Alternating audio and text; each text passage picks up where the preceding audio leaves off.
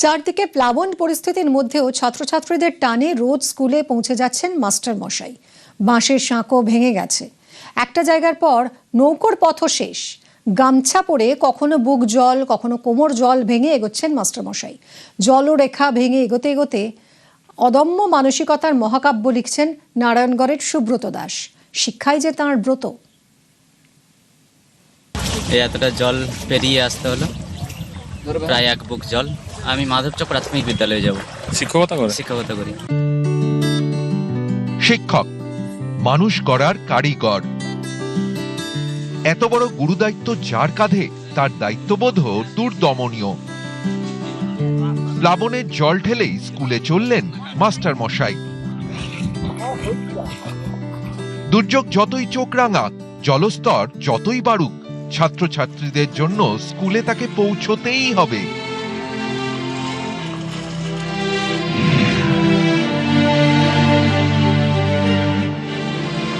কয়েকদিনের ভারী বৃষ্টিতে জলমগ্ন পশ্চিম মেদিনীপুরের নারায়ণগড়ের বিস্তীর্ণ এলাকা।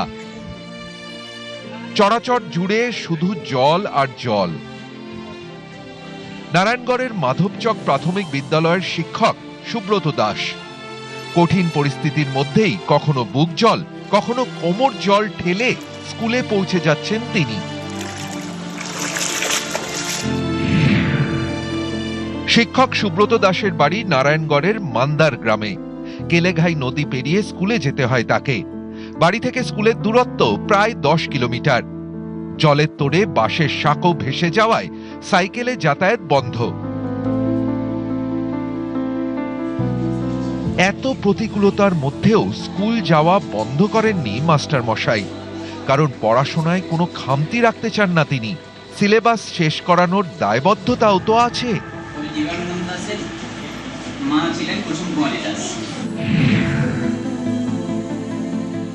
বাচ্চাদের পড়াশোনার তো প্রয়োজন রয়েছে, জল পেরিয়ে ঠিক টাইমে পৌঁছতে হবে, তাই অনেক আগে থেকেই বেরোতে হয়। কেলেঘাই নদীর এপারে যে বিস্তীর্ণ 1 কিলোমিটার মতো রাস্তা, মোরাম রাস্তা, সেটা প্রায়শই বর্ষাকালে জলে ডুবে থাকে, আর সেটাতে পারাপারের জন্য সেরকম নৌকোর ব্যবস্থা থাকে না।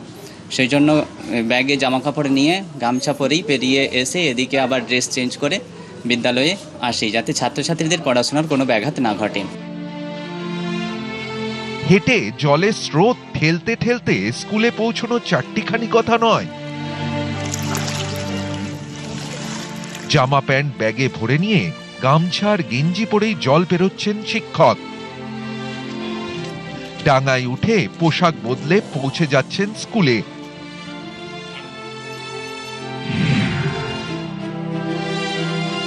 খালি গায়ে জামা কাপড় ব্যাগে ভরে বেরোতে হচ্ছে। এখন এক বুক জলে কিছুটা, আর কিছুটা এক কোমর জলে। প্রত্যেক দিনই এই গামছা পরেই আসতে হয়।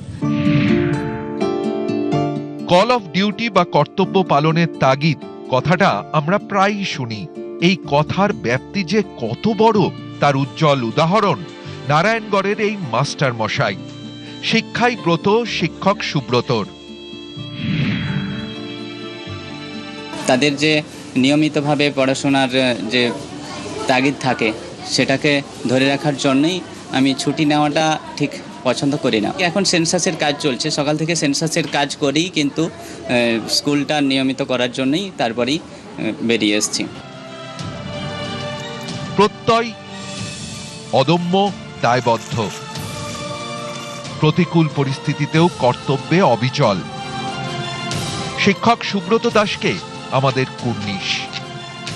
নারায়ণগড় থেকে শঙ্কর রায়, নিউজ 18 বাংলা।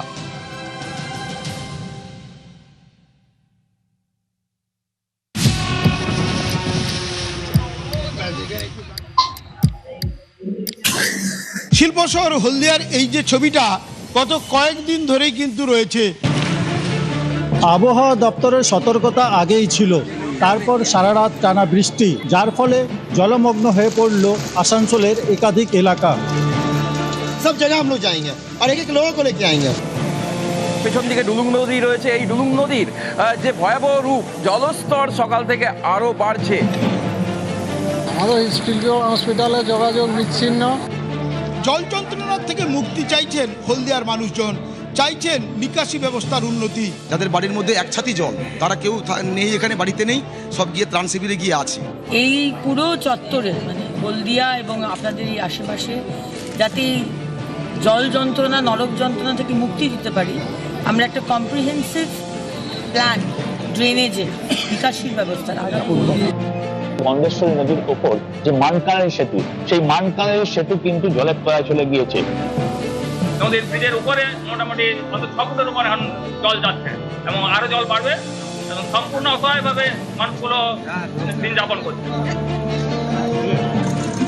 এইভাবেই দেখতে পাচ্ছেন যে রাস্তার যে জল, সেই জলের মধ্যেই এতগুলো পরিবার তারা তাদের দিন যাপন করছেন। আমি দরজা খুলতে পারি না, জলের ঝোঁকের জন্য, সাপের জন্য অসুবিধা, খুব অসুবিধা, প্রচন্ড অসুবিধা।